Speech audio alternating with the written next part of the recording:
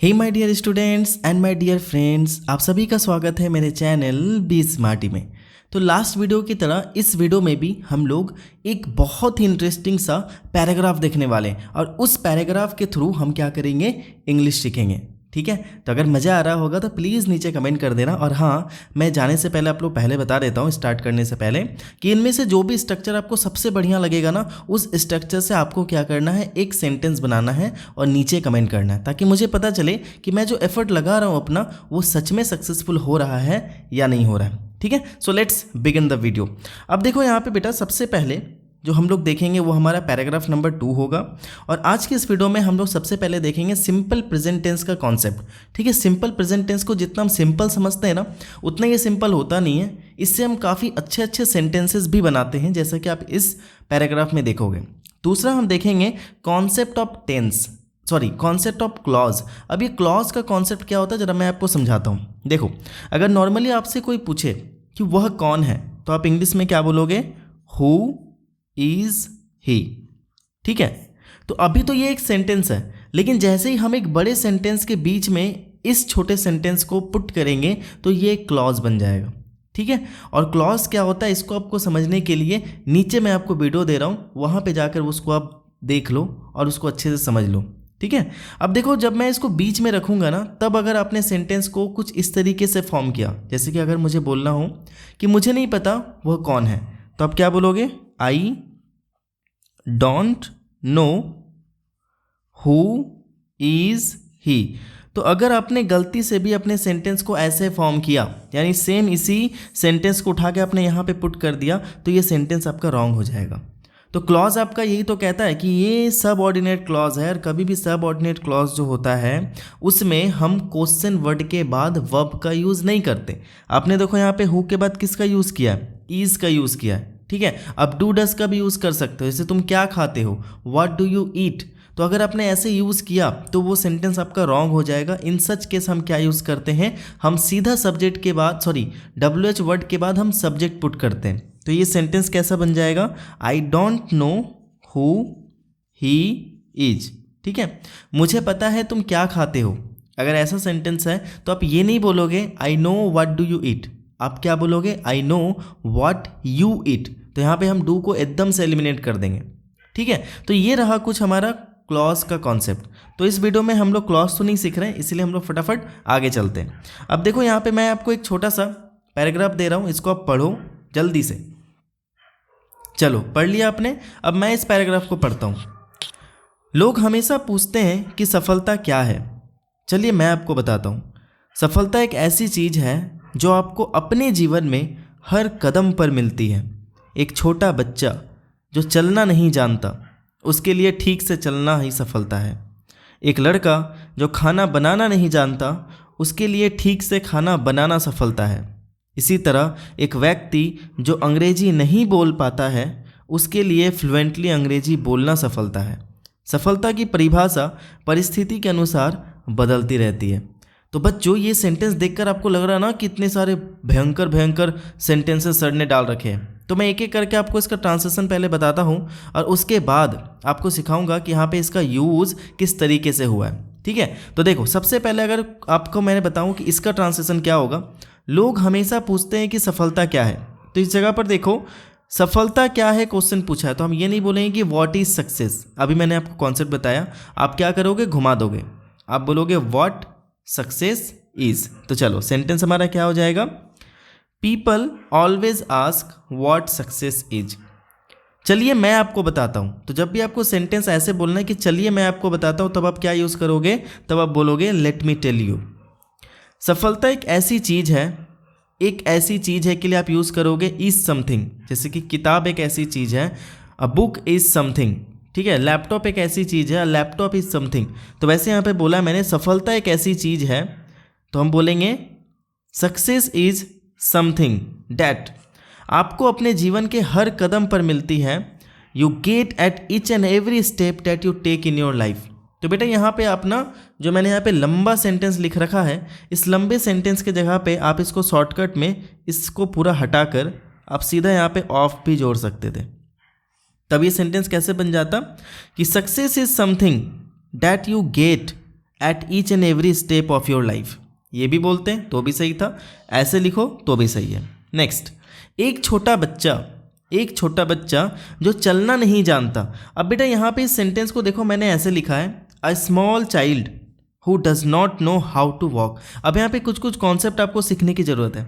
सबसे पहला कॉन्सेप्ट है ये कॉमा का। तो जब भी आपको किसी भी सेंटेंस के बीच में कुछ ऐड करना हो तो वहाँ पे हम क्या यूज़ करते हैं, हम यूज़ करते हैं रिलेटिव प्रोनाउन।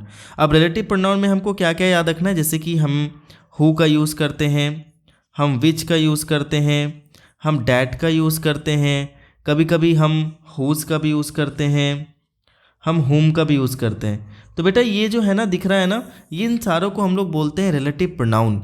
और इसके पहले हम क्या यूज़ करते हैं, कॉमा का यूज़ करते हैं, ताकि हम जो सब्जेक्ट है उसके बारे में हम कुछ एक्स्ट्रा चीज़ ऐड कर रहे हैं। जैसे कि मान लो हम इस बच्चे के बारे में बता रहे हैं, तो हमें इस बच्चे के बारे में कुछ और ऐड करना है। क्या ऐड करना है कि जो चलना नहीं जानता। ठीक है, तो मैं सारे बच्चे की बात नहीं कर रहा हूँ, मैं उन बच्चों की बात कर रहा हूँ जो चलना नहीं जानते। तो इसलिए हम क्या यूज़ करेंगे यहाँ पे, हु डजंट नो। अब दूसरा कॉन्सेप्ट यहाँ पे है बेटा, डेट इज़, कि जब भी आपको बोलना हो कि नहीं जानता, मुझे खाना बनाना नहीं आता, मुझे ये आता है, मुझे वो आता है, तो जब भी आप जानने की बात करते हो तो वहाँ पे आप हाउ टू का यूज़ करोगे। जैसे मुझे पता है कि चाय कैसे बनाते हैं, I know how to prepare tea. मुझे पता है कि एक एसे कैसे लिखते हैं, I know how to write an essay. ठीक है, तो इसी तरीके से आप हाउ टू का यूज़ करते हो। तो ये पूरा सेंटेंस कैसा बन जाएगा, a small child who doesn't know how to talk, success for him is to walk properly. अब यहाँ पे देखो, सक्सेस फॉर हिम जो है यहाँ पे हमारा सब्जेक्ट है, फिर यहाँ पे हमारा वर्ब आ रहा है और ये हमारा अदर वर्ड्स आ रहा है। तो ये एक बहुत ही नया सा स्ट्रक्चर है आपके लिए। ठीक है, सक्सेस फॉर हिम, उसके लिए सक्सेस क्या है, that is to walk properly. अगला सेंटेंस देखते हैं, एक लड़का जो खाना बनाना नहीं जानता है, तो बताओ क्या होगा, a boy who doesn't know how to cook. उसके लिए ठीक से खाना बनाना सफलता है, तो फिर वहाँ पे हम यही लाइन ऐड करेंगे, सक्सेस फॉर हिम। ठीक है, हम क्या बोलेंगे शुरू से, a boy who doesn't know how to cook, success for him is to cook properly. ठीक है बेटा, समझ गए, आगे चलते हैं। इसी तरह का इंग्लिश होता है सिमिलरली। जब भी आपको बोलना है इसी तरह, तो वहाँ पे आप यूज़ करोगे सिमिलरली। ठीक है, तो सिमिलरली, एक व्यक्ति जो अंग्रेजी नहीं बोल पाता है। अब देखो यहाँ पे एक नया स्ट्रक्चर आपके सामने आ रहा है, नहीं बोल पाता है। अब यहाँ पे बच्चे अक्सर कंफ्यूज हो जाते हैं, बोल पाता है की जगह पे वो लिख देते हैं नहीं बोलता है। तो जब भी आपको पाता है, पाती है, कोई ऐसे चीज़ लगे जो लगे कि वो एबिलिटी या कैपेबिलिटी हो, तो इन सच कंडीशन आप क्या यूज़ करते हो, आप यूज़ करते हो is, am, are plus able to plus V1। जैसे कि मैं चल नहीं पाता हूँ, तो आप बोलोगे I am not able to walk. मैं चल पाता हूँ, I am able to walk. मैं ऐसे लिख पाता हूँ, I am able to write an essay. मैं ऐसे नहीं लिख पाता हूँ, I am not able to write an essay. आप इसके जगह पे सीधा इसको पूरा हटा दो, आप यहाँ पे कैन का भी यूज़ कर सकते हो या कांट का यूज़ कर सकते हो। जैसे कि मैं चल नहीं पाता हूँ, आई कांट वॉक। मैं इंग्लिश में बात नहीं कर सकता, I can not speak in English. ठीक है, तो उसी प्रकार से मैंने यहाँ पे लिखा है जो नहीं कर पाता, यानी अंग्रेजी नहीं बोल पाता है, तो not able to speak English. ठीक है, तो यहाँ पे मैंने लिखा है कि a person who is not able to speak English, success for him is to speak English properly. ठीक है, या फिर फ्लुएंटली। लास्ट लाइन, सफलता की परिभाषा परिस्थिति के अनुसार बदलती रहती है। तो कितना सिंपल है, सफलता की परिभाषा। अब देखो यहाँ पे एक दूसरा स्ट्रक्चर आपके सामने आ रहा है, सफलता की परिभाषा।